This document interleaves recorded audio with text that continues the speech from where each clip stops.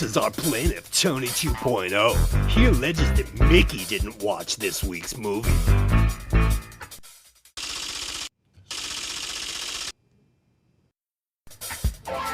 This is the defendant, Mikki. She claims she did watch the movie, and Tony's full of shit.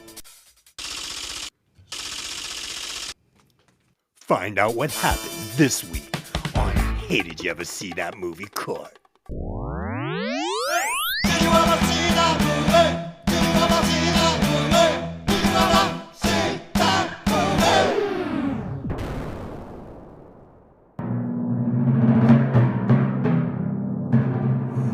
Live from the Hey, Did You Ever See That Movie studio in downtown Boston, it's showtime.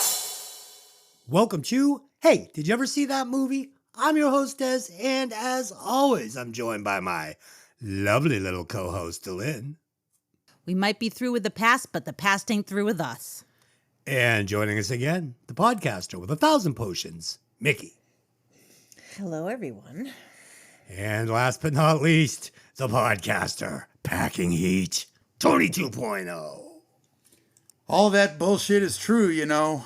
This week, we will be discussing the 1999 drama, Magnolia, written and directed by Paul Thomas Anderson, starring Jeremy Blackman, Tom Cruise, Melinda Dillon, Philip Baker Hall, Philip Seymour Hoffman, Ricky Jay, William H. Mackey, Alfred Molina, Julian Moore, John C. Reilly, Jason Roberts, in his final role, Robards. and Melora Walters. This is the new thing. We're just going to have a podcast from now on with Des pronouncing shit wrong. As always, this podcast will contain spoilers, so if you haven't seen the movie yet, good for you. Don't watch it because it's terrible. Not good. Then come back and listen to the podcast. Okay, so I'm going to put a little disclaimer at the front of this podcast.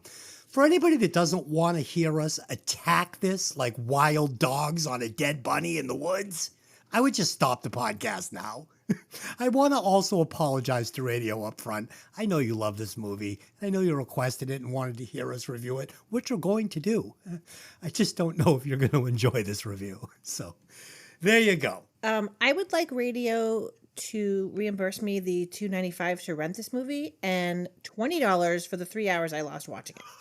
Shit. Just a conservative estimate for what our time is worth. This is a conservative estimate, Tony says.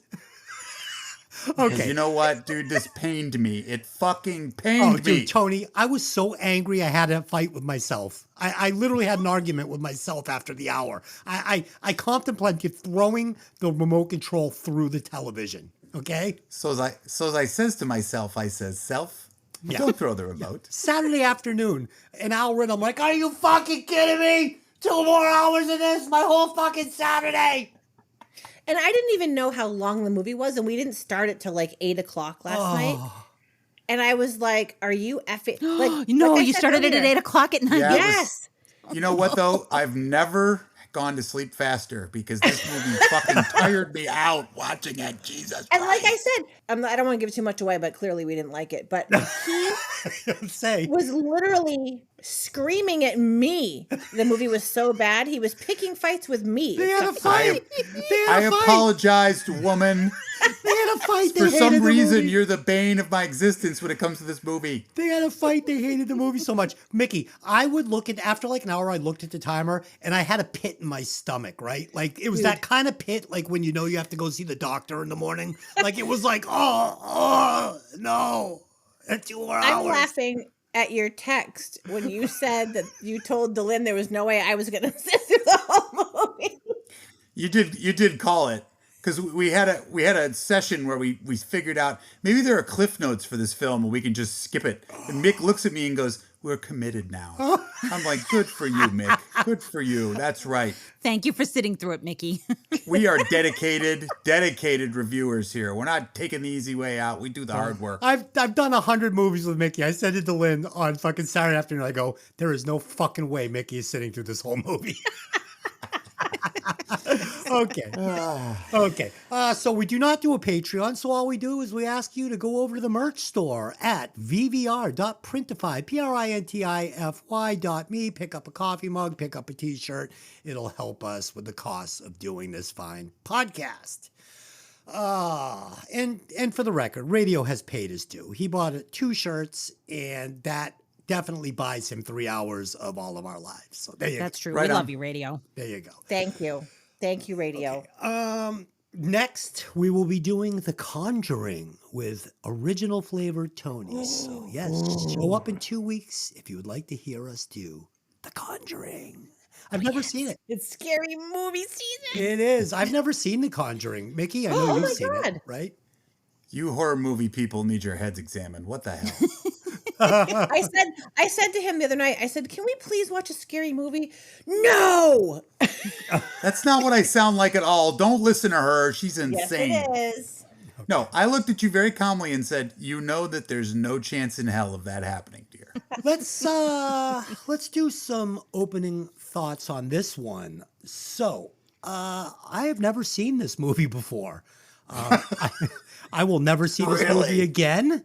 And the question is, was it any good? Well, I think you all know that it wasn't, in my opinion.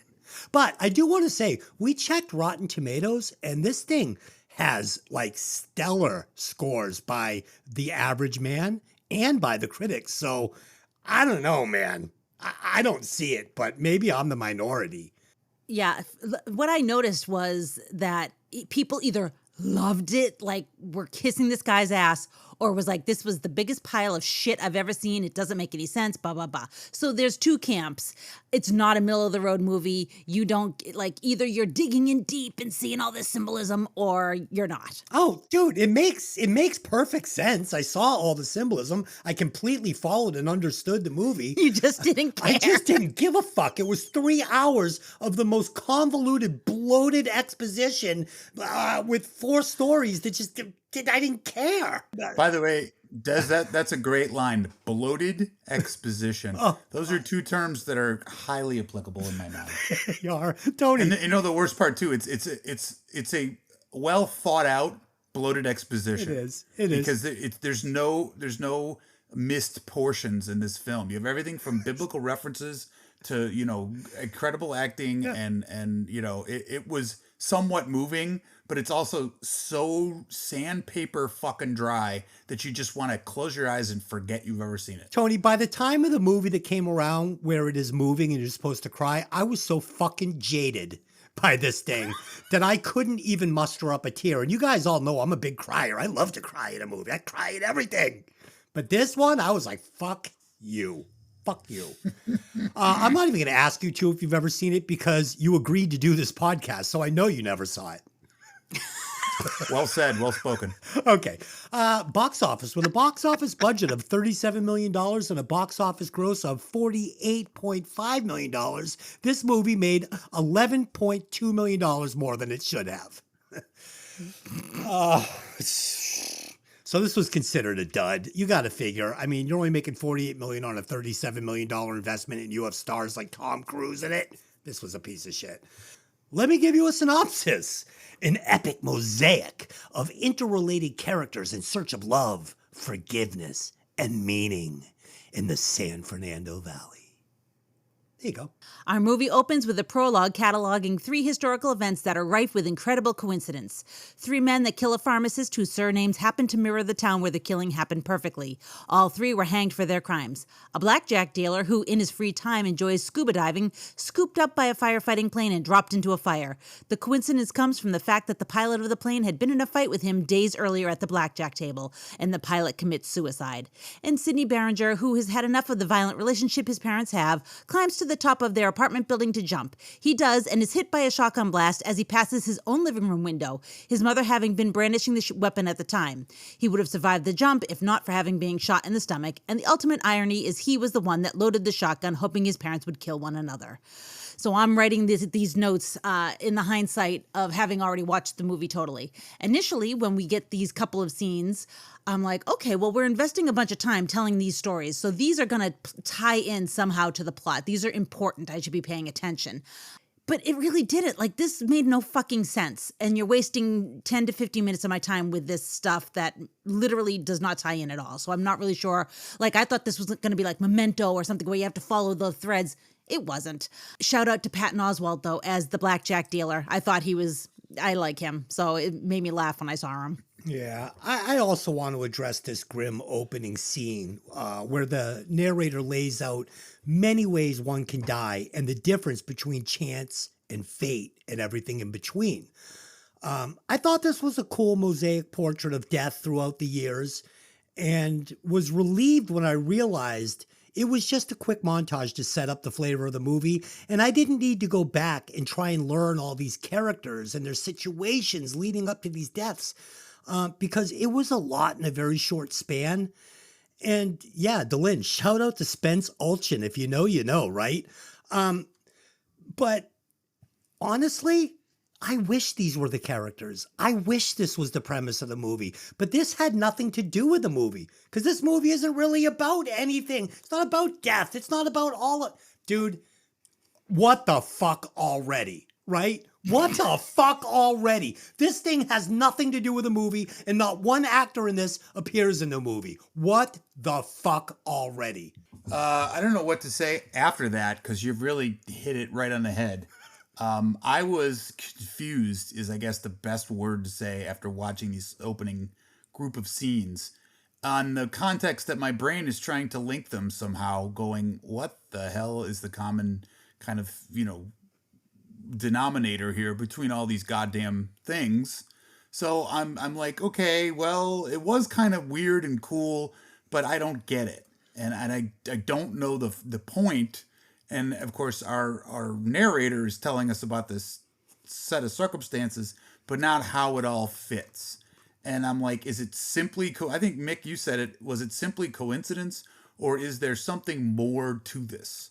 So, was there a mystery here? I still didn't get the whole general gist, but I guess it's just a set of examples of, coincidence and I don't know, events. Fate. But it's... Fate, well, but I don't know. Is it fate? Oh, I don't know. It's hard to put a title to it because it's just so obtuse. But Tony, stylistically, the way it's shot, the way it's narrated, the way it's got some really fun, like, stop frames where they'll, like, circle things. Like, I thought this was way more clever and entertaining than the actual movie. Like, he didn't actually interject any of the style into the movie. Right. I absolutely agree. That, to me, best part of the film. This was my notes. Liked the prologue. Great opening scene. Only good scene. Holy shit. All right, Dylan, keep going. We got 3 hours to get through here. Forwarding to present-day San Fernando Valley, Claudia, a depressed cocaine addict, meets a man at a bar. They have sex at her apartment. The next morning, Claudia's father, the game show host Jimmy Gator, comes to tell her he's dying of bone cancer, but she screams at him to get out of her house. Nurse Phil Parma arrives to look after Earl Partridge, an elderly television mogul who's dying of brain and lung cancer. Linda Partridge, Earl's younger wife, leaves to see Earl's doctor, who writes a prescription for a potent morphine painkiller. Meanwhile, Earl tells Phil that he has a son, male prowess guru Frank T.J. Mackey, who was born Jack Partridge. Earl wants to see Frank before he dies, and Phil attempts to contact him. Frank is currently leading an enthusiastic seminar for his program Seduce and Destroy, which can enable men to use women for sex. A reporter named Guinevere arrives at the studio to interview Frank later. Quiz kid Donnie Smith, who is a child, won a large amount of money on Jimmy Gator's show What Do Kids Know, now works at an electronics store. However, his bosses fire him since his sales are down. He pleads with them as he needs to pay for dental braces, which he doesn't really need, but they force Donnie to hand over his keys to the store. Jim Curing, a religious police officer who is looking for a relationship, answers a noise complaint and finds a dead body inside a woman's closet. Outside, he meets a young boy named Dixon who recites a rap referencing the worm and God bringing rain in. Jim dismisses this as nonsense and drives off. Stanley Spector, a child genius and current long-running contestant on What Do Kids Know, is picked up from school by his no-good actor father Rick and driven to the game show studio to win some more money. And Stanley seems very reluctant. So we've got this huge blockbuster cast here, and I'm going to say, of the criticisms I have of this movie, I don't think acting is the problem. I think everyone's trying their best to bring their A-game. As I'm sure was the point, Frank is abhorrent. I hate him immediately. Linda is completely suspect right out of the gate. The scene with Jimmy and Claudia is viciously uncomfortable to sit through. This doesn't tend to be my jam. These kind of super emotional movies. I tend to be watching movies to be entertained, not to be made uncomfortable, but this is us starting out. All right, so we get what I can only again call a montage setup of all the main players in this movie, starting with this twisted commercial starring Frank where men can get the secrets to becoming a misogynistic, sexually depraved, womanizing monster, right? Like, yay! It's like Tony Roberts on acid. And from there, the director's going to pack an hour of backstories and character setups into about 10 confusing, frantic minutes with exposition that literally felt like background noise to me. I couldn't absorb any of it. This was all very, very hard to follow for me. I don't ever think I've seen anything like it in a movie before. I was just like, am I really supposed to get this? It was just moving way too quickly. Tony. Yeah, I agree. Although I do love the seduce and destroy. That is, all I could hear was Metallica in the background going, seek and destroy. But don't mind me. Tom Cruise is excellent as this shitball Frank T.J. Mackey. I mean, I saw an evangelist, you know what I mean? Like the lowest form of human life on that stage. And then he's got this room full of men children just egging him on and cheering and jeering. And it was like, you made a great comparative to Tony Robbins because it's that same kind of energy, but in a positive sense, where this was just so fucking negative. And it's even to the point where later in the film, you'll see him again. And it's like, this guy is just hiding. He is a masked character with so much more, but you know, he just can't show you the real side. I'll expose the real side in my, Oh, I'm sure you will, Des. I have no fear. in my alternate ending. Oh, of course, the world's greatest alternate ending. But yeah, I mean, just an incredible cast here, and we see it right away because I think a lot of these people, as Delin said, they're not the problem. It's the script. Yeah, this is a movie where great actors don't equal a great movie. Mickey, what did you think about this this montage? Were you able to follow it? So I'm going to tell you. So after my note about that I love the opening scene, that was the only thing I liked. This is the only other note that I have on this movie. Great cast. Opening after that, super over fucking stimulated. That 10 minutes was like, woo! The song was so annoying. I love Amy Mann, but shut the fuck up. That was the longest, loudest song I've ever heard. Crap, utter crap. That's the last note I took. And that was in the first 10 minutes. Utter crap. Short, sweet, and to the point. That's my girl. So next we get this scene with Jim responding to a disturbance call. And finally the movie slowed down enough for me to relax and start enjoying what I was watching. First off, I love John C. Reilly as an actor, and I thought he was killing it here as Officer Jim. I was really interested in his story. I feel like this could have been a movie that followed him around throughout, you know, a week of his life as he ran into different people and did that in kind of a Pulp Fiction sort of way. But unfortunately, that's not what we got. And secondly, I was relieved to get this traditional movie scene that I could easily understand and digest, right? Like I was like, okay, I'm getting into the story. We get Jim in this filthy apartment dealing with this very difficult woman.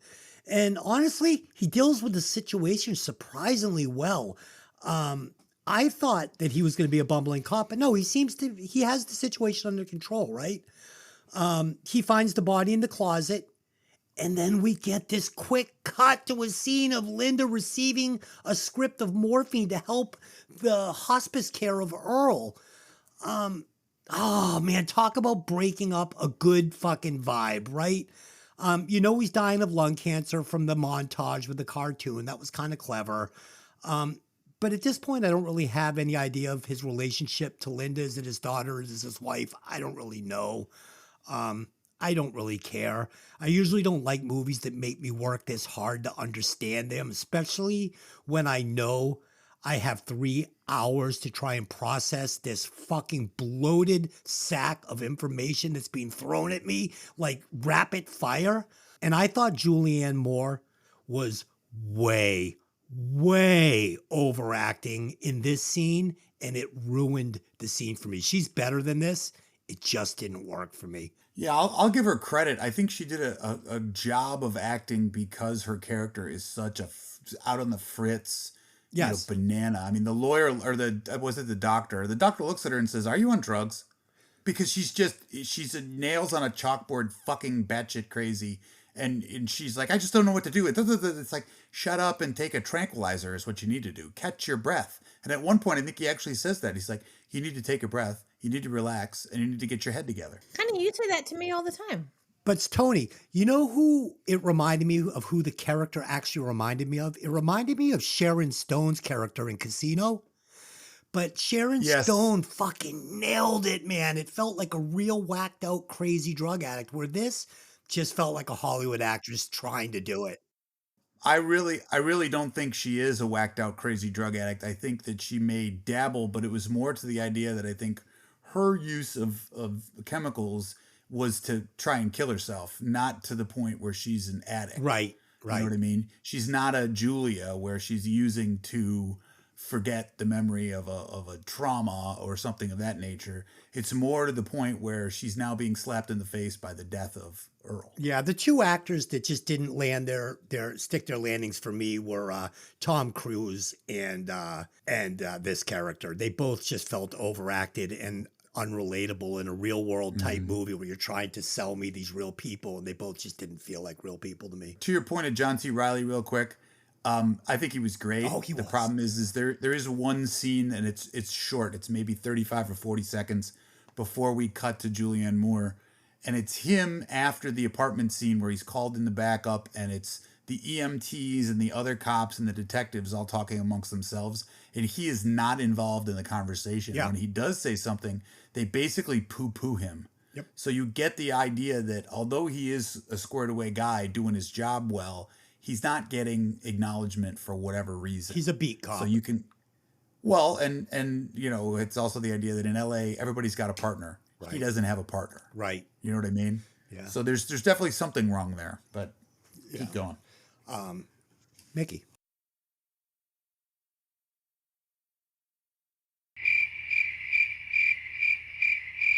Oh, that's it. Next. No, I'm kidding. Holy shit. I know. Love John C. Reilly. I thought he did really well with what he had. I could not stand Julianne Moore's character, and I like Julianne Moore. I thought she way overacted. And you know who else drove me up the effing wall is the blonde girl, the Yeah. daughter. Julia. Ugh. I wanted to throat punch her. She was so obnoxious. I just Yeah, I mean, Philip Seymour was the best actor in the movie, and they didn't fucking give him anything to do. yeah. Right. He's basically sitting and spinning at He the spent house, 3 hours trying to call Tom Cruise. It was fucking unbelievable. and he wasn't worth dealing with anyway. Holy shit. Right. Yeah. No, I agree. That's all I have because yeah. that's All I right, got. so let's get to the meat and potatoes. So we get to the scene with Earl and Phil, where some breadcrumbs are being dropped about Frank possibly being Earl's son, right? Cut to the scene of Frank telling a room full of men to tame the cunt, respect the cock. I was like, what the fuck am I watching here? My head is spinning, and I'm only 25 minutes into this movie. At this point, I literally checked the timer and I went, oh no. And finally, some other mentionables. Jim tells Claudia he's dying of bone cancer. Donnie is getting braces and being fired. And after that, we get this resolution to Jim's disturbance call just before we see Rick pick up Stanley at school. Are you fucking kidding me? There's way too much going on here, and none of it is pulling me into this movie. Honestly, I'd rather just follow Jim around on patrol all day. Like, that's what I wanted. And every time Jim's story got interesting and I started like falling into the groove of the movie, they would tear me out and they would fucking rapid fire 5 more stories at me as fast as they could. And I couldn't get involved with any of the characters or any of the stories because I wasn't there long enough for it to happen. So, fuck. It's now the afternoon and it starts to rain heavily. The show What Do Kids Know is ready to air live with Stanley as the star of the show, though he repeatedly asks to use the restroom and is denied every time. Responding to a noise complaint, Officer Jim arrives at Claudia's apartment. Jim is immediately smitten with her. He makes excuses to look around and stay for a bit while making conversation. Donnie enters a bar where it is revealed why he wants braces. He's desperate to connect with his crush, Brad, the bartender, who wears braces. Donnie drinks heavily after Brad seemingly flirts with another patron named Thurston Howell. He later starts up a conversation with Howell lamenting on love, as well as the fact that his parents abandoned him after taking all of his game show money. Linda goes to a pharmacist to pick up some medication, including Earl's morphine. The pharmacist tries making idle conversation with her, but she eventually finds his questions too personal and launches into a furious tirade before leaving with the medication. Phil orders some pornographic magazines to find the number for Seduce and Destroy. He calls and tries to make his way through to Frank. Later, one of Earl's dogs eats some medication pills that Phil accidentally spilled. The seminar takes a break as Guinevere interviews Frank. The interview turns hostile when she questions him about his father, Earl, whom he lied about earlier in the interview. After going over how Earl abandoned his first wife, Lily, when she became ill, and how a young Frank had to take care of her as she lay on her deathbed, Guinevere asks Frank why he lied. So I tell you what, in LA at this time, Pink Dot was the shit. Oh, yeah. Like this movie, I don't even want to talk about. Pink Dot was amazing. When we visited, we ordered food from there so many times and they just brought it to you. It was amazing. Yeah. And this is, every store does it now, but this was in the 90s. Nobody did that. There was no smartphones. The reason why he has to order friggin' booby magazines is because there's no internet to look up the phone number for this guy. Anyways, I think I empathize with Stanley here the most. The poor kid is like, I gotta pee, and all these adults are ignoring him and his needs. And as long as he makes the money, he should just shut up and be quiet. This is the point, obviously, of this character, is, not listening to children, not listening to somebody who's saying they need help. But I felt bad for him. Like, let the stupid kid use the bathroom already. Like, what's the fucking problem? You've got, a minute and a half commercial break. Let him go pee. Stupid. If you look at that picture down on our breakfast bar, you'll see a Pink Dot bag in the trash, actually. Is there really? Yeah, it's funny. It's Pink Dot bag in Where the did trash. that come from? When we were in Hollywood, when I was playing at the Whiskey. Oh, that's so funny. Yeah, we were at that hotel and we had ordered Pink Dot. So there's a Pink Dot bag in the trash in that picture. I'm wearing red plastic pants and I've got so I'm fucking wearing a fucking fishnet shirt. I think I'm wearing silver pants. You are wearing silver pants. Okay. Speaking of Jim, we are on another call with Jim, this time to Claudia's. And again, I start having fun on patrol with Jim. But unfortunately, the director immediately starts cutting in again with rapid fire quick scenes. These are ranging from Linda bitching to Phil ordering peanut butter bread, smokes, and jack-off magazines, to Frank in his underwear with more over-the-top, misogynistic exposition that just doesn't feel real world to me. I'm starting to check out on this movie with 2 hours to go. I'm not interested in any of the individual stories except for Jim's. I don't care how they're going to eventually intertwine. This might excite some people, but for me so far, it totally sucked. This isn't Pulp Fiction. This isn't Reservoir Dogs. This isn't a movie where I'm immediately attracted to the individual stories and the individual characters, and I want to see how they're going to resolve and interact and finally end. I don't fucking care how this little fucking nerd and this old man on hospice and these two women that just have no story at all. I don't care. Tony, did you care? I did enjoy the prosthetic in the tighty whities that Frank Mackey had on. That was Other no than prosthetic. That, no, that was a prosthetic, bro. It was all Tom Cruise. Whatever. Let's be honest. The guy he's playing has a wee willy helper, if you know what I'm saying, because to him that's all in the world.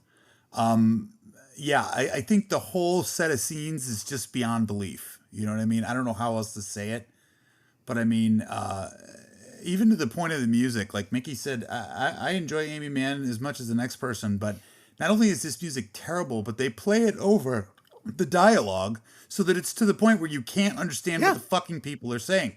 Totally. And I don't know if that's purposeful, but if it is, hey, fuckhead, I'm trying to follow the plot. Right? Totally. I mean, isn't dialogue kind of germane to the point of the film? So I'm just not sure what the hell this guy is trying to do or doing.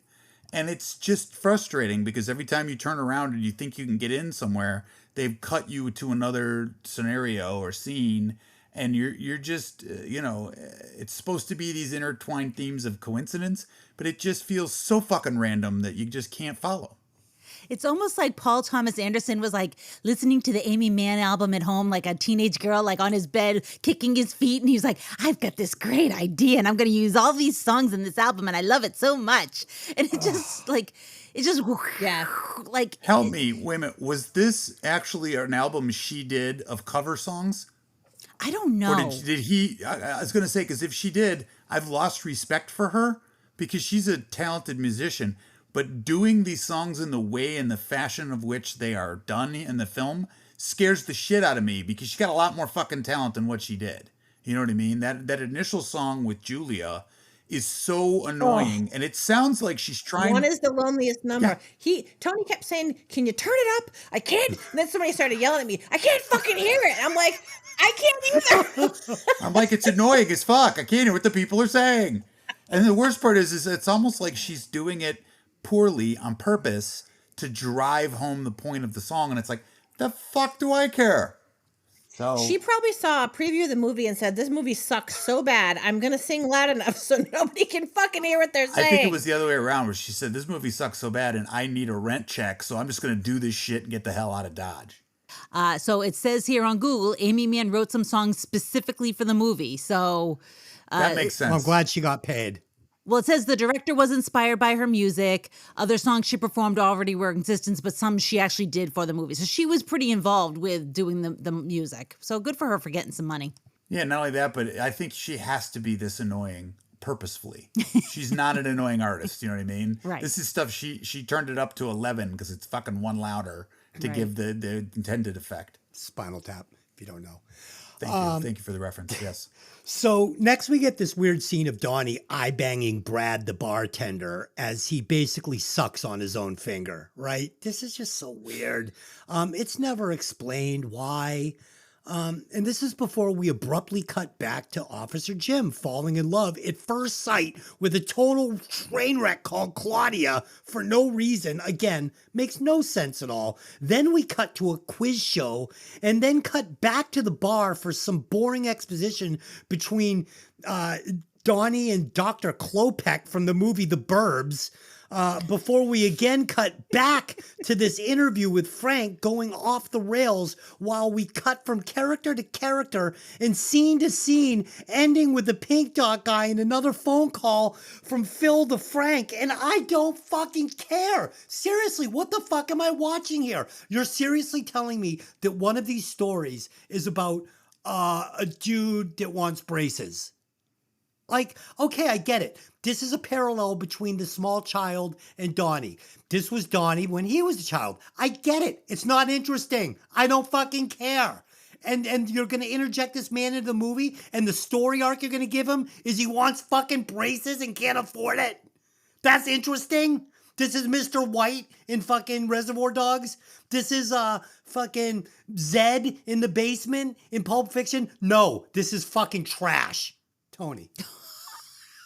Yeah, and he's even called out because the Solomon brothers are the fucking voice of reason to him, who keep telling him why he's fired and why they've given him 9 chances to get his shit together, and he still can't, because let's be real, Donnie has never matured past the kid that won all the money in 1968. You know what I mean? He really believes that Brad, the hot beefcake bartender with the braces, is gonna fucking somehow mentally connect with him because he's got braces too. Oh. Hey, Donnie, get your head out of your ass, right? That's not a tactic that's got any fucking merit. Tony, okay, so you've just cleared it up for me. So I was, of course, since I'm fucking sexually depraved, I just assumed that he wanted to blow Brad, the bartender, and that's why he was rubbing his finger around his lips. But he was actually envious of his braces. And I think that was it. Oh, you nailed it. He's imagining the braces on his teeth. You nailed it. And it's odd because, you know, if anybody that's ever had braces, they're the anchor that drags you to the bottom of the ocean because they're fucking uncomfortable as hell. They're annoying as hell. You get shit caught in them. You got to fucking constantly have them tightened. They're the bane of most people's existence when they're I had braces younger. when I was young, and I used to have to take wax and put it all around the top so it wouldn't cut up the inside of my to lips. line your lips so that it wouldn't tear you up like a fucking cheese grater. Dude, Been there. if this was fucking like Pulp Fiction, we just figured out why he was looking at the bartender, because he was envious of his braces. Oh, give me a fucking I mean, he break. also is interested in him sexually, but Well, no. he's thinking, Why? How does that? But that's what I was asking. Why, is he wait, gay? he's interested in him sexually. Yes. Oh, okay. Oh, yeah. All right. Oh, yeah. And then he gets mad. He gets mad at Howell because he thinks Howell is using his money to keep Brad's attention, and he can't get any because he doesn't have any money to get Brad's attention. Oh my God, this is so boring. Did you guys notice him drive his car through the window of his work?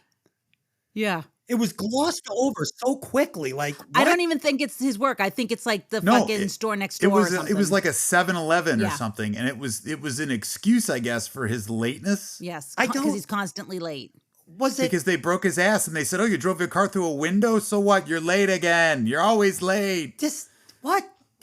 Yeah, exactly. But that's my point. It made no point. Like, Okay. just be late from the dentist appointment. Why do you have to drive through a fucking car window too? Dude, but if somebody drives through the car window, he's not going to work. You're going to the police station. You're gonna go get checked out for fucking DUI. And where was Officer Jim? I mean, they wrote a fucking cop into this movie. Can we have him on the scene of this dipshit driving his car through a 7-Eleven? I'm sorry, that wasn't one of the coincidences in the film, sir. Mickey, talk about something here. Does anything interest you? Anything stand out to you? No, I will say that the kid, little Stanley, I thought was a really good little actor. I thought he did well. And I want to know why his dad is played by the fuckhead that played Tommy in Valley Girl, and why that guy never plays a nice guy. Yeah. That poor bastard has been so fucking typecast as the shithead in every Always movie plays the he's ever shithead. been in. I mean, Mickey, so this could be its own movie, like Bobby Fischer, right? Like this could be its own movie, like Bobby Fischer, little genius kid. Each of those stories technically maybe No. could have been their own movie, except No, for No, Well, if the movie was called Draw a Hot Bath and Get the Razor Blade, Yes. sure, because No. all of those No. films or those little vignettes are terribly fucking depressing. yes. I mean, I know you didn't like Love Actually. I loved it. I thought that kept it together. They way did a better more than job of this. keeping it a Yeah. unified story than this. This is way too rapid fire and just not connected enough. Right. And there's no happiness here. There's no finding the light at the end of the tunnel. there's no light. It's just all these people coming fucking undone internally because of all the repressed shit Yeah. that they've accumulated over the span of their life. And the fact that most of the people around them that quote unquote cared for them were the nemesis of their lives, right? You know, you can meet Jimmy Gator and you think he's A-okay, and it turns out Jimmy Gator's a turd, and the best thing that can happen to him is an industrial accident. I honestly can't believe that some of the people that were in this movie agreed to do this. I can't believe they hunk of did shit either. movie. Mickey, so if they took out Lydia's story and they took out Linda's story, the two women, the trophy wife and the daughter, and you just focus more on building the character of the child, Jimmy, the cop, and Seymour Hoffman's character with Earl and Tom Cruise's character. So if we just had these three stories and we were able, It still would have been. it still would have been a hunk of shit. But at least we could have got to know these characters and cared about them. It would have been 90 And minutes. it would have been shorter. 90 minutes shorter, and we would have. And honestly, sometimes in a movie, less is more, Yeah. if you know what I mean. Because you can dedicate more time and effort to building characters, building relationships. I mean, I think one of the best scenes in the film for me was the witty repartee between Philip Seymour Hoffman and Jason Robards. Yes. When he's constantly calling him, nasty Yeah, names. fuckhead. Was it cocksucker or Yeah. did you call me fuckhead? You know what I mean? Yeah. And they're having a light moment because Philip Seymour Hoffman knows that this guy's on the way out, and that's what he's going to do. He's going to keep it light until the time is So to go. Tony, you nailed it. So this movie, if this movie is just those two actors, right, and Tom Cruise, we could have something that would resemble like The Bucket List, where you spend enough time with Seymour Hoffman and Earl to care about their relationship and have some exposition that makes you care and makes the weight of him dying, like feeling that through the eyes of Seymour Hoffman, where you get heartbroken because you feel his loss. You know, the dog could have been one dog that loved this old man,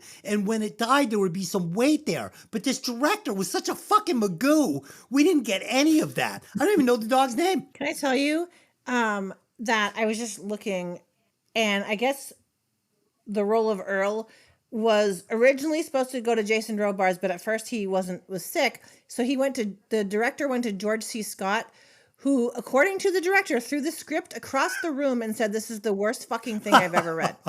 Props to you, George C. Scott. You're on it. George C. Scott. That's George C. Scott.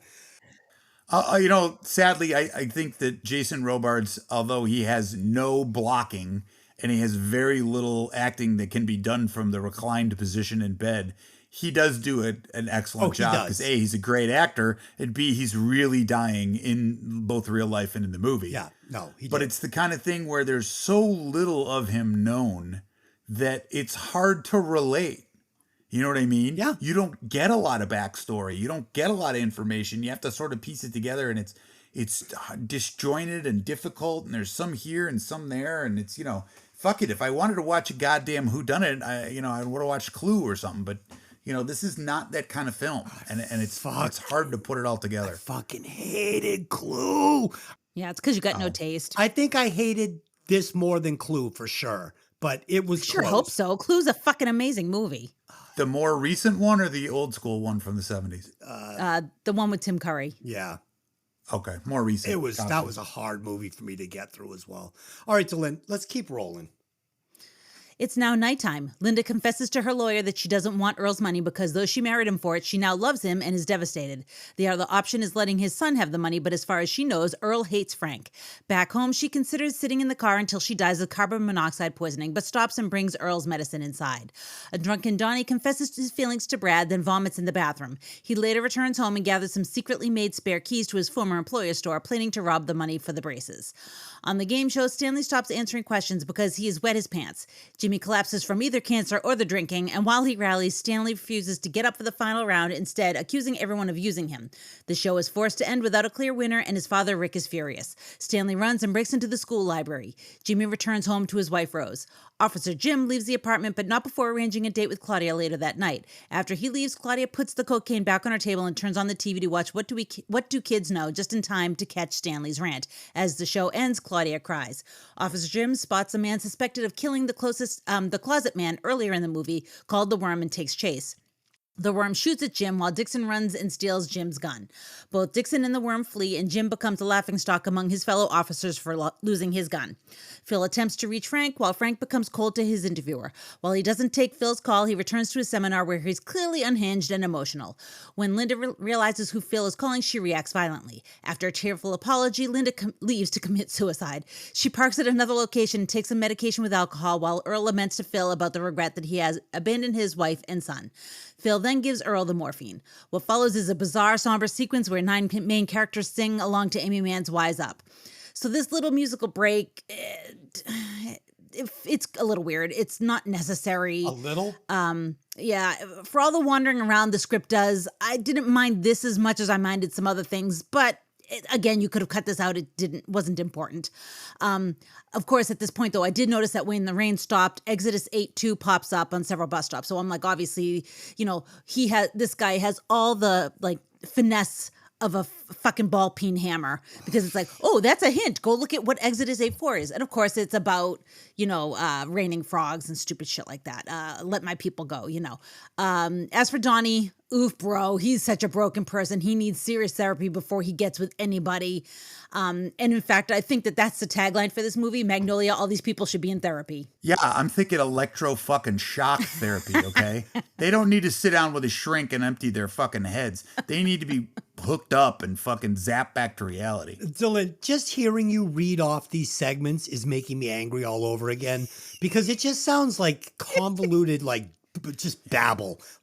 By the way, though, Dylan, we're not mad at you. Yeah, we're mad We're with just you. mad because you're doing an excellent job of kind of reinvigorating all of the angst I got while watching this goddamn movie. It's my job. It's to bring back that feeling that you had Understood. when you watched the movie. So Linda stops at a pharmacy and we get this crazy scene with this exposition that would never exist in any universe. Like, what are you, like a junkie or something? What do you use this for? You got like herpes? You like a whore? I mean, this guy's talking to her like this is a customer in a pharmacy. Like if anybody talked to Lynn like that in fucking CVS or Walgreens, I'd punch him in the fucking face. He'd be back there in 2 seconds. Then we cut to more Phil on the phone trying to track down Frank because that's all they gave Philip to do in this movie is call Frank over and over. I'm thinking to myself, why is this movie 3 hours long? Are these repetitive scenes necessary to bring this boring concept to me? No, I get it. You're trying to get in touch with Frank to tell him that he might have a dying father. I got it the first time, okay? Yeah, and it's like 5 minutes of this. Like the phone call goes through to the guy.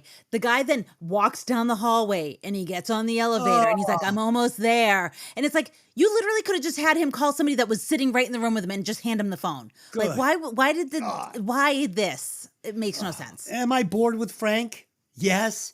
Is this edgy, over-the-top character entertaining? No. You know, and here's the thing. I've seen him play this character before, only much, much better. Go check out his character in Tropic Thunder. That's genius. That's over-the-top, amazing. This is... But a totally different guy. Because that guy has a purpose. No, this guy has no purpose. No, that guy is the guy that finances Frank. Like that, he's the guy that finances Frank's fucking like mission to fucking brainwash every man in America to be a misogynistic fucking raping asshole, right? Like this is just, dude, it's fucking crazy. Jesus. Next we get back to Donnie stealing money for his braces. Again, why the fuck do I care? I don't, seriously. I get it. There's a parallel between Donnie and Stanley. I get it. And the pitfalls of being a child star. But this isn't fucking interesting to me. It's just not. This whole concept of the past and how it shapes us and people don't lend itself to, people need to change. This concept does not lend itself to a 3-hour movie. Okay? It just doesn't. There's no payoff. Even poor Donnie can't even fucking decide what he wants to do because he then writes the course and goes back and tries to put the money back in the goddamn building. But he's such an inept burglar. He broke the key off in the lock, so he can't re-enter the structure. You know what I mean? It's just like a comedy of fucking stupidity and errors. Can I just tell you that when we were watching that and he went to go back, I'm like, what's he doing? And Tony's like, he's going to put the money back. I'm like, what?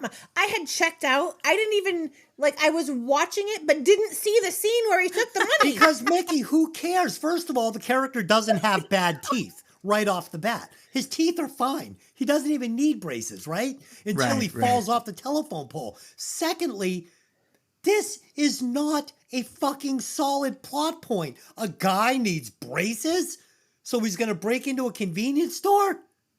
I couldn't care less.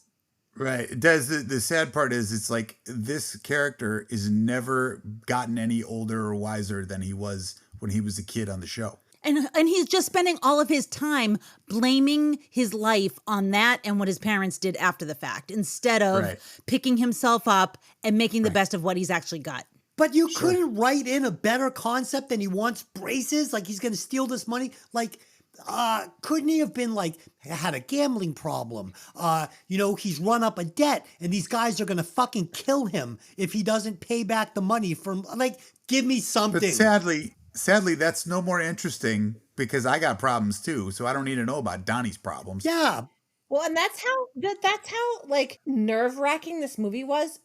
Because then he got mad at me. Tony got mad at me again last night because I missed that scene. I see where this He's fucking like, thing's going. Are you fucking watching? I'm more interested in this story than that story. So what happened next, Mickey? He yelled at you for not watching. And what did you say? Wait a minute. I get to tell my side. I said, I apparently not, because I didn't even see. And here's the thing. I was watching it. I just didn't see it. I was so fucking checked out already. That's not called watching then, dear. That's just staring at the screen.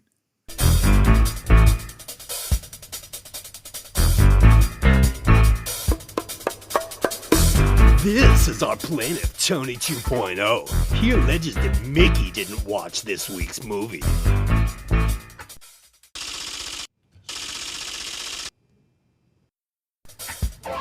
This is the defendant, Mikki.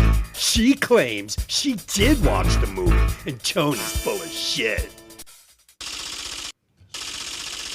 Find out what happened this week on Hey, Did You Ever See That Movie Court?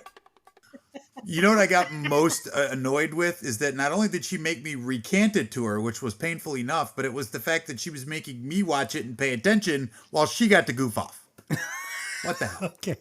All right. Why couldn't But I I get to wasn't goof off? goofing off. I was suffering right along with you, honey. Oh, poo-poo. You're so sweet. In this next segment, we get so much more therapy-style exposition laced with memories and a million characters' experiences that, again, my head is spinning and I literally can't keep it all straight. It's starting to just sound like a warm hum to me, like and then he had a child, and then my father, and then he had a daughter, and the daughter had a kid, and maybe she died, and it just went on and on. I was like, am I supposed to be taking notes? Like, am I supposed to be absorbing all this information? Is it going to matter at the end if I don't understand what everybody just said? And spoiler alert, it doesn't. We get more bad acting as Linda drops the twist to her lawyer that she doesn't want Earl's money and she never loved him. Wow, didn't see that coming. That was like the end of fucking Usual Suspects. This young woman never loved him and just wanted his money. Like, really? And again, it's fucking... But wait. What? There's more. Oh, tell me. Please Now tell me. she does love him, Des, and she doesn't want his money because she is mentally fucking unwell, and it makes no sense. I don't want his money because I love him now? What? Dude. Where? Why? What? Like, how about you... Fuck is wrong with you, Yeah, woman? take the money. You need to get slapped across the head and jar something loose. Take the money and start like some sort of a thing. Yeah, how about a charity in his honor? Name. Yeah. Help kids. Do something positive. I'm gonna steal his morphine that keeps him comfortable and kill myself. Oh, there you go. Yeah, I mean, what the fuck are you thinking, woman? Oh God. No, there isn't a character in this whole fucking movie. It's not about remembrance. It's about the idea of moving on. Look at Mikki. People, move on. Get over yourselves. Grow a spine and move on. Mikki, talk about what's going on in your head right now. Not too graphically, though, dear. Not too graphically. Say whatever's in your head. You can say like, I hate this podcast right now. Whatever's going on. Fucking Des, shut up. No. Tony, I've heard enough. Go ahead. No, I'm trying to find something redeeming to say, and I Good, can't. we'll wait. I don't fucking care about anybody in this movie. Wait a minute. Mick, what did you think about Philip Seymour Hoffman's There you go. character and performance? Okay, thank you. I thought in this movie, he performed the best. John C. Reilly did a great job, although I hated his character. He was annoying. And I feel like, and I know he's not, but like Tom Cruise, I feel like he's like that. in real Oh, I life. think you might Do be know what right. I mean? I think you might be And right. he is a Scientologist, so He's a freak. He's a Yeah. freak. We'll probably all be sued because he's that vain too. Like anything with his name attached to it, he has people listening to, like from the Scientology building. They're like, "There's this movie podcast called Hey, Did You Ever See That Movie?" And they slighted you. Get the lawyers. Yeah, we'll wait for the cease and desist letter to make it to DDH Studios. But good luck. Okay, so Yeah. finally in this segment, we get 20 more pounds of shit packed into a 5-pound sack, right? As we get a game Great show analogy. host. Yep, we get a game show host collapsing, child stars having nervous breakdowns, a weird date police call thing between Jim and Claudia before the quiz show continues, as if Jimmy didn't just collapse, right? Nah, pick him back up, he'll be fine. That fucking 80-year-old guy just collapsed live on fucking like. What the fuck am I watching? We also get a shootout with a 10-year-old, a suicide attempt. Dude, this is all happening in literally like a 7-minute span. We get another long speech from Earl explaining his and Frank's backstory while we watch endless scenes of other characters before ending the segment in a musical number.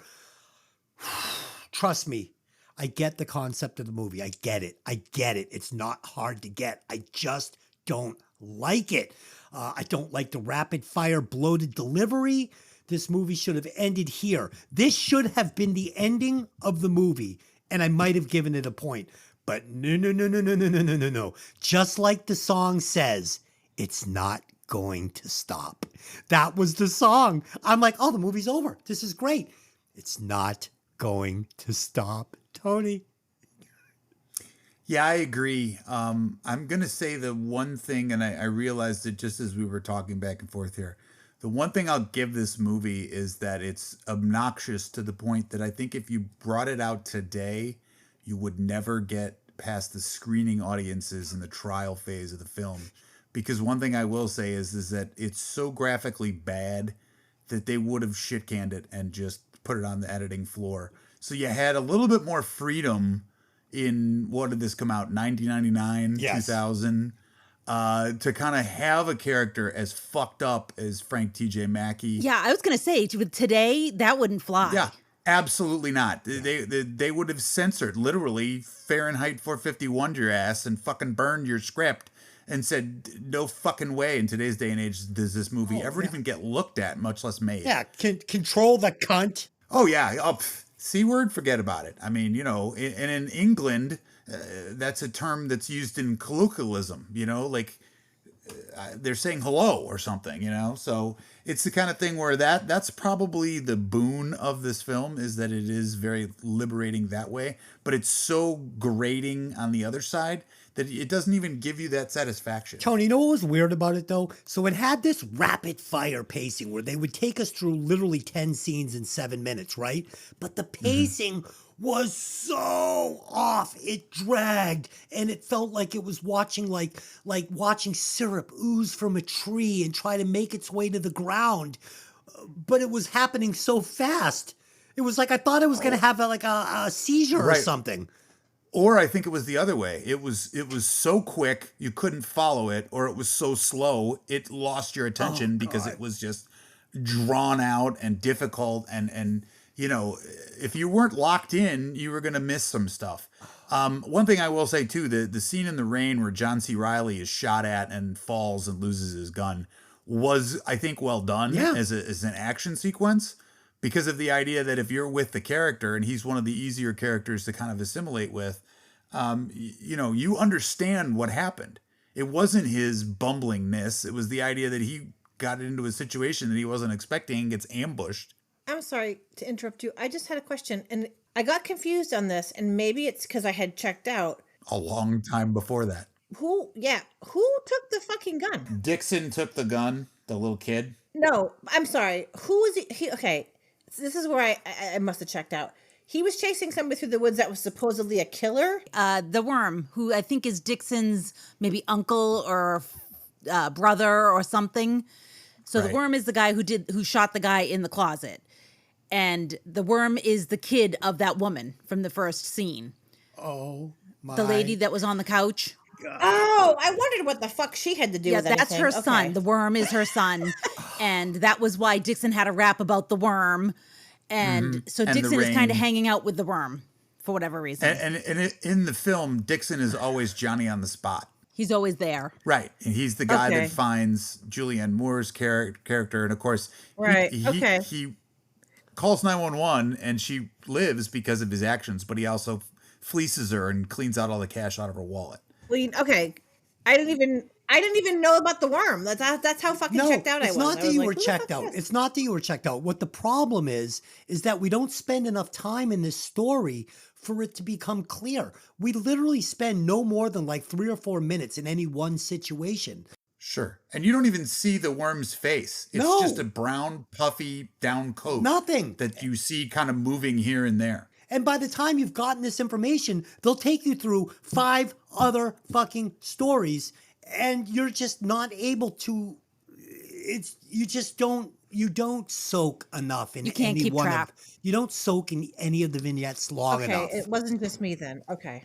And it's the thing too about, I know that everybody's had past trauma and regrets and there's dysfunction in their lives and they're lonely and blah, blah, blah, blah. But it's like, who do you look for, redemption from? Who are you asking forgiveness for? I mean, most of the people in this film are in a situation where they despise the other characters and they want nothing to do with them. And it's like, so where's the resolution? Where do you find, any kind of break even in this movie? It's just, pitiful after pitiful after pitiful. Yeah, I agree. Night has fallen and Claudia and Jim go to a restaurant. The date goes bad when following a kiss. Claudia's neurotic self-hatred causes her to break down and leave without Jim. Jimmy admits to Rose that he's cheated on her in the past. She seems unconcerned about that, but presses on him with what went wrong with Claudia. He refuses to admit it, but implies he may have molested her. Because that's something you fucking forget. Disgusted and outraged, Rose leaves the house, yelling that Jimmy deserves to die alone. Jimmy then takes out a gun and prepares to end his life. Linda's dying body is found by Dixon, who steals her money and calls 911. An ambulance takes her and heads to the hospital. Frank enters the house and speaks to an unresponsive Earl as Phil watches solemnly. Though silently hostile at first, Frank soon breaks down in tears and begs Earl not to go away. Donnie successfully robs the store and leaves, though one of his keys breaks off in the door. The weight of his act later hits him and he decides to return the money. Since his key is broken, he tries to access another entrance by climbing an adjacent telephone pole. Jim drives by and sees Donnie climbing the pole. He turns around to arrest him, but stops when it begins to rain frogs. One frog hits Donnie, who falls off the pole and injures his teeth on the pavement. The frogs start falling as Claudia snorts cocaine in her apartment. After crashing her car due to frogs, Rose arrives and comforts her frightened daughter. The frogs cause Linda's ambulance to tip over during the drive just as it arrives at the hospital. A frog falls through Jimmy's ceiling, causing him to misfire. He falls unconscious as a spark from the gunshot starts a fire. From inside the library, Stanley watches the frog storm, smiles, and calmly comments that this is something that happens. As Phil gazes at the frogs, Earl wakes up and sees Frank and struggles to say something, but before he can utter a coherent word, he dies. So this is Exodus 8:2, Rain of Frogs, a divine warning from God to Pharaoh. My interpretation is Pharaoh stubbornly refuses to bend to God's will and is punished for it here. And the struggling main characters are now finally forced to give in. I'm not a biblical scholar, so forgive my possibly incorrect interpretation, but that's kind of what I got from it. Also, the Jim and Claudia date, I fail to understand why this religious man who hasn't found a woman he really likes in years suddenly is so enamored with a woman that is clearly not only a drug addict, but is also in the middle of a full-blown mentee bee. She's teary-eyed at dinner. She's absolutely unhinged. And the fact that he is completely glossed over that and is like, no, you're great. I can't figure this out. So, all right. So here's the deal. This is, again, the problem. We didn't marinate in these vignettes long enough. Now, what needed to happen here was we needed to go deeper into his religion and his religious beliefs, and he needs to be saving her, right? Like, there need to be more scenes with him saving her. She's drunk. She calls him. He comes. He rescues. You got to clean up. Oh, I'm so hurt, and then maybe this works. But we have never had time to develop that relationship between these two characters where you feel like he cares about her and he sees a better person. He can save her. He can bring her back. None of that, you don't get any of it because they don't spend enough time together on screen. I'm going to make this simple. The stories and characters come together in this segment. We get frogs, regret, horrible confessions, horrible. I cheated on you. Might have been a rape. Okay. What? We get this first date between Jim and Claudia that just seems weird and out of place because none of this has been simmered. It hasn't been simmered. I haven't seen it. I don't know why it's happening. We get Donnie falling like a frog from a telephone pole and breaking his teeth. We get an ambulance taken out by frogs. And I just don't know why any of this would be entertaining to anybody. The patience and the concentration that it would take to try to fully understand the director's vision is obviously way beyond my ability to comprehend. Mikki, was it beyond your ability to comprehend? Oh my God. Yes. Yes.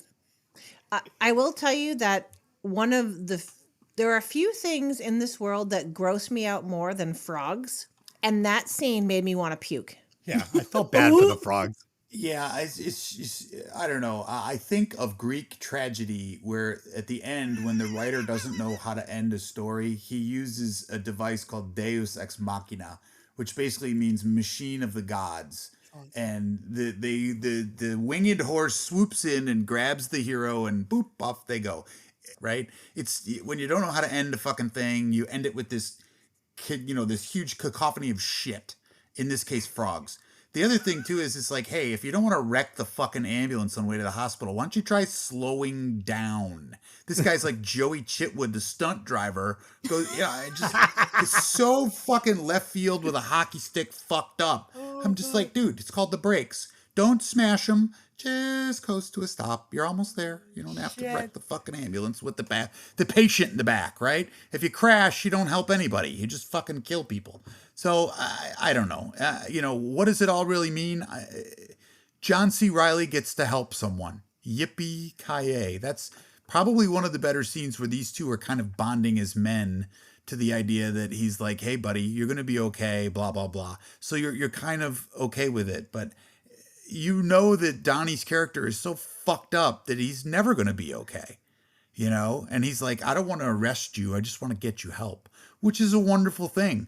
But then you see him with Julia and you're like, this guy's an idiot. But Tony, he never says to Julia once, I want to get you some help. I care about you. Those words never came out of his mouth in this fucking movie once. Well, I think we understand he cares about her in a non-sexual way because he's complimentary to her. But it's the idea that if you want to give him credit as a cop for doing his job well and not seeing that she is this coked out fucking banana, how do you miss this? You know what I mean? How do you go, gee, I'm going to take this 2 and make her a 10? I mean, nothing against Julia, but she's a shit show. She's a wreck. She snorted more blow in this movie than fucking Johnny Depp in the film Blow. You know what I mean? It's like it's not right in the head. Tony, every one of these vignettes, again, if completely flushed out, could be a good story. Like the old man story. Again, that could be like the bucket list. You cry, you care about everybody at the end. The young child, this is Bobby Fischer. This is a story you could care about. You developed a story between the child and his father. And then at the end when he says, Dad, you have to take care of me better, it means something. But here it doesn't. He's just like, no, I'm not going to do that. So just go get a bowl of cereal and fuck off with you. And that's the end of it. This story with fucking the cop and the junkie, if flushed out, it could mean something. And then at the end, after she cleans up for like 3 or 4 months, she dies in his arms because she shot up one last time. And we cry because we care about these characters, but we don't fucking get any of that here. We just get this fucking cookie cutter bullshit. The next morning, Stanley returns home and wakes Rick, who apparently has not tried very hard to find his son. Stanley tells Rick to be nicer to him, but Rick coldly tells him to go to bed. Earl's body is taken away along with that of the dog who ate the pills. Phil cries as he makes Earl's now empty bed. When the hospital calls, Frank heads there to see Linda, who is recovering. Jim gets his gun back, and when it drops from the sky, which is fucking ridiculous. After hearing his story, he decides not to arrest Donnie, and the two enter the store and put the money back, though Donnie now does need the braces. After Donnie leaves, Jim sits in his car and monologues about his duty as a policeman and about knowing when to forgive people. Rose goes to answer the door as Claudia sits in bed. Jim soon enters the room and talks to Claudia, making a speech about how he will love and accept her for who she is. During the speech, Claudia looks sad and uncertain, but afterwards breaks the fourth wall and smiles at the viewer. So the dog dies, which I fucking hate in a movie. I think it's unnecessary. It served absolutely no purpose in the narration. Then Jim and Claudia, you'll love her no matter what. You've no clue who this woman is. He's setting himself up for a huge headache. He barely knows her. How can he love her? I have less of a problem with his gun falling from the sky than I do with him saying he loves her. And I have a problem with his gun falling from the sky. As for Frank, why would he go see Linda? We have no idea if Jimmy's house burned down with him in it. I have some big problems with the writing in this movie and the direction. Yeah, I mean, my notes are short here at the end because I just didn't care anymore. It just says, oh my God, it's almost over. That's what I wrote here. And it takes me back to that moment on the couch when I looked at the fucking timer and I went, whew. We get the resolutions that normally would have me in tears, like Frank coming to terms with Earl or Rose and Jimmy facing his infidelity. But by this time in the movie, like I said, I was so jaded by the over-the-top, bloated story that I just could not get there. I just wanted it to end. I didn't care about these characters. I didn't care about their stories. As far as the end, it was just depressing and weird. What the fuck with the frog blizzard? It was fucking weird and over the top. The fucking music montage was weird and out of place in the movie. And fuck this movie for killing a dog. Just fuck you. It's cheap. You didn't even do it good. It didn't even get a tear out of me. It was desperate. It felt sweaty. 3 hours, and the message you get is You can't escape your past, and forgiveness is important. It took us 3 hours to get that. This is not Kaiser Sose. Fuck this movie. Mickey. Des, Yeah. what did you say it cost to make this film? Too much. $37 million. Too much. How much? 37 million. Okay, I want to know why Hollywood spent $37 fucking million on this piece of crap movie and couldn't feed some homeless people and maybe build some animal shelters, maybe instead. There you go. Okay, Mick. You know? Mick. Let's try to stay on point because Hollywood makes movies. This one wasn't a good one, but that doesn't mean they're ever going to do any of that, okay? Dylan was saying what she was disappointed in. I'm just telling you what I'm disappointed in. I'm disappointed that anyone gave this fucking movie the green light to begin with. She's just saying that the money could have been spent better. No, I got you. Yes. And as we talked about before, Paul Thomas Anderson has done some good movies. He has. Boogie Nights was fantastic. Amazing. I love Boogie Nights. I mean, he loves working Me with too. Daniel Day-Lewis, and they've done some great work together. But it's the kind of thing where it's just like, Jesus, Mary and Joseph. I think he like dropped acid and did this movie. Like I don't know what what's the fuck. funny is he- we're the minority here. We are the minority. Like you ask Well- most people, this movie is highly regarded.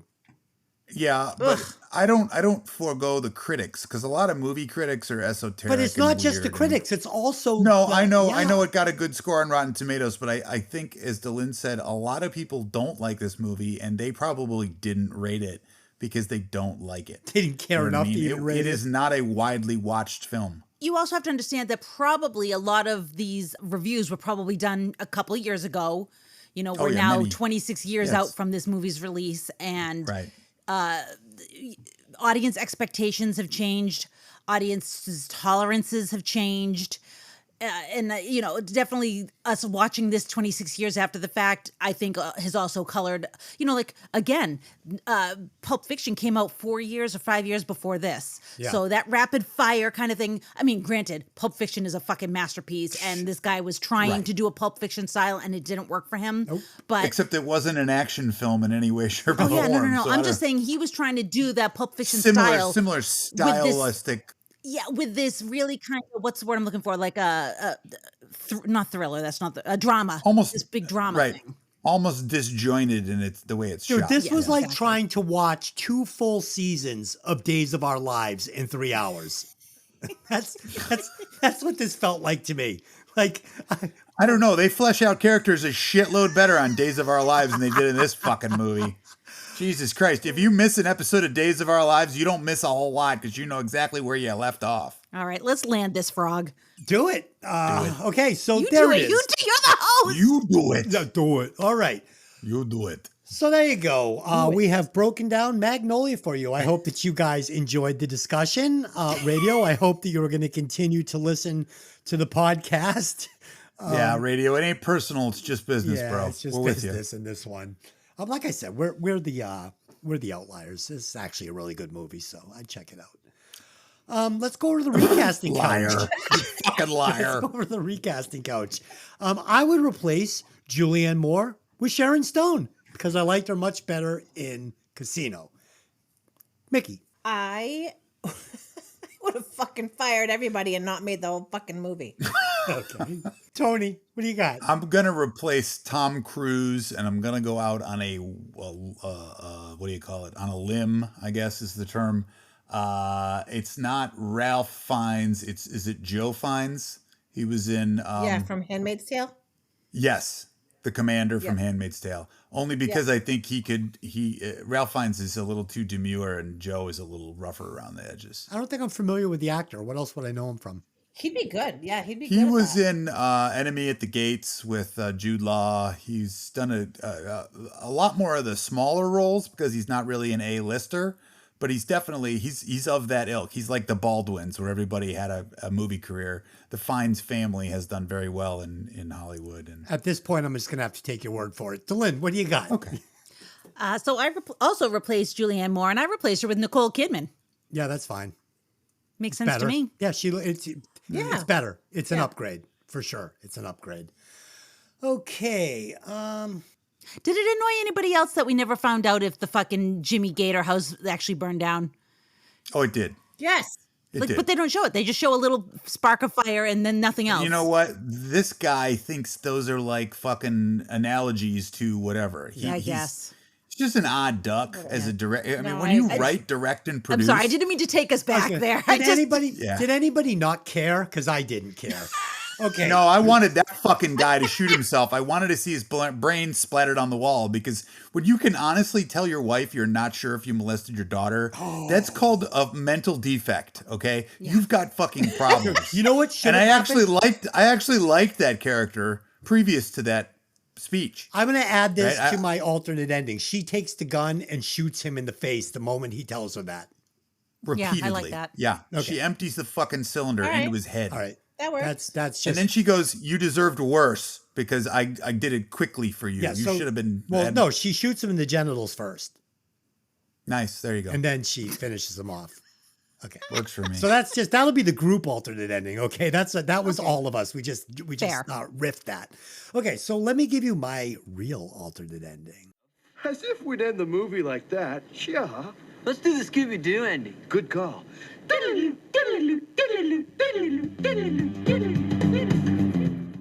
The dog lives. Stanley punches his father in the face while he lies there in bed. Jim makes detective. Claudia cleans up and they have a nice life together. And Earl leaves all of his money to Phil. Frank comes to grips with the fact that he's been a closeted homosexual his entire adult life. And Rose shoots her fucking husband in the dick, watches him suffer for quite a while before finishing him off with 5 more slugs to the chest. The end. That's my ending. Booyah. it. To Lynn. So I didn't write an alternate ending, so to speak. I kind of streamlined the movie to make it in, because you said to me earlier, if this movie just followed Jim around, it would be more interesting, Officer Jim. So if you have Officer Jim dealing with the kid and the guy in the closet, you have Officer Jim responding to Donnie driving through the window. You have Officer Jim then talking to Claudia. You have Officer Jim who loses his gun. You have Officer Jim back to Claudia, Jim with Donnie later on, and then Jim with Stanley, because Stanley ran away. So, like, his father probably should have called the fucking police. Sure. And if Jim had gone and, found Stanley and brought him home or something, it could have been like this story following this cop through all these people's lives. But instead, like, to me, that just at least, it's cohesive. It's a cohesive story. And I just felt like there was no cohesion in the story. And that's what made it so disjointed and hard to follow. Let's do some final thoughts and a rewatch score. It is no surprise that I hated this movie. In fact, I would watch The Fifth Element 10 times in a row before I would ever watch even half of this movie again. And that's a fact. I did like John C. Reilly. I liked his character. I thought that Philip C. Hoffmore, I'm done, was very good as well. But that was just a slap in the face for me because they gave his character absolutely nothing to do.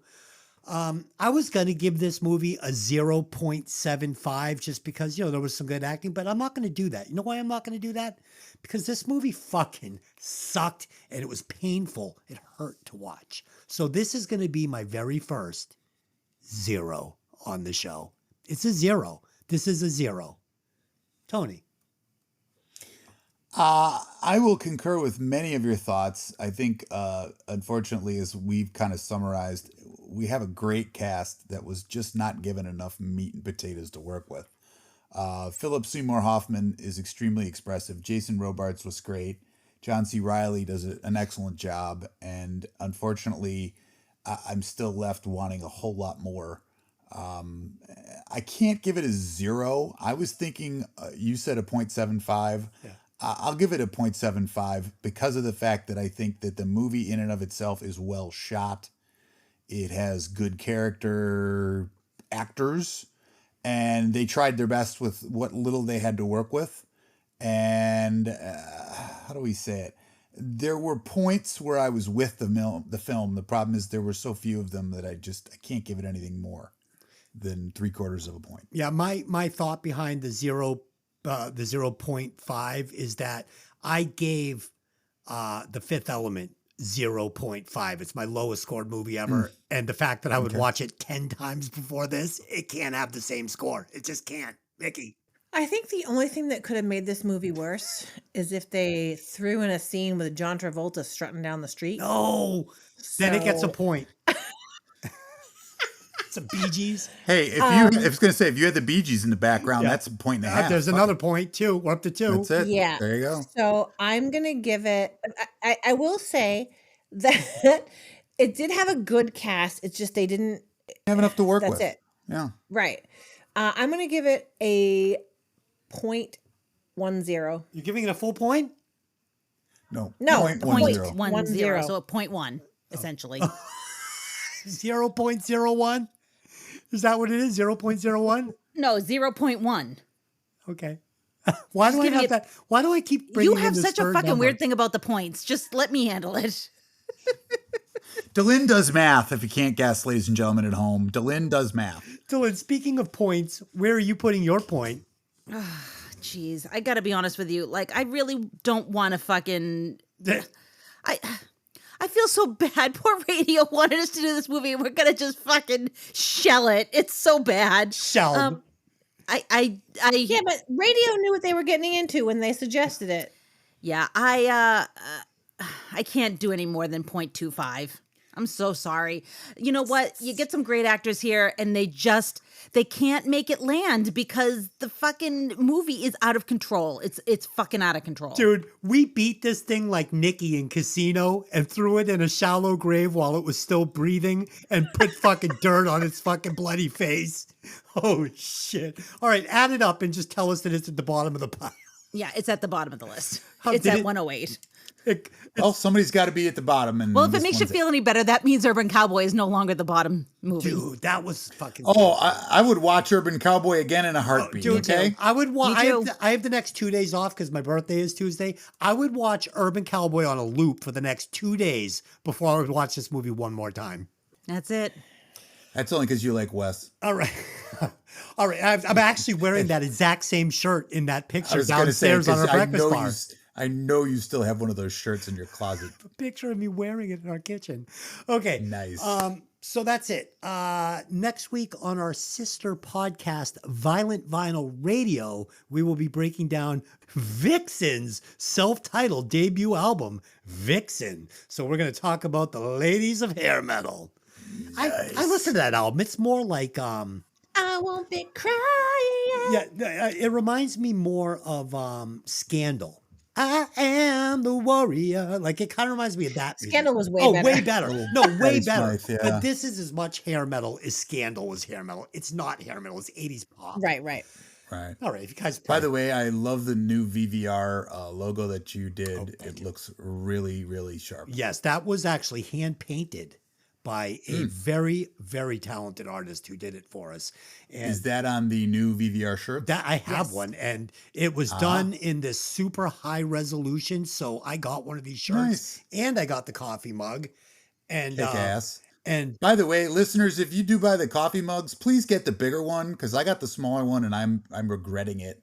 Spend the extra $2 and buy the big one. I got the big one. Nice. The image is beyond professional, and the T-shirt Yeah, it again. looks great. The image is fucking just it's so good. So even if you don't like vinyl, you just like killer concert shirts. Get the fuck over there and buy one. And Tony, Do I it. saw the hey, did you ever see that movie shirt that you bought, the Reservoir Dogs design? And I thought that Right. that print was really, really good. Strong It did. colors. Looked great. Yeah, sharp. I Looked thought great. it looked dynamite. So Yeah. Yeah. Nice quality shirt, yeah, too. yeah. All right, guys. So that's it. Until next time, I just have one question for you. And that question is, hey, did you ever see that movie? We'll see you next time. Like, comment, subscribe, baby. Yeah.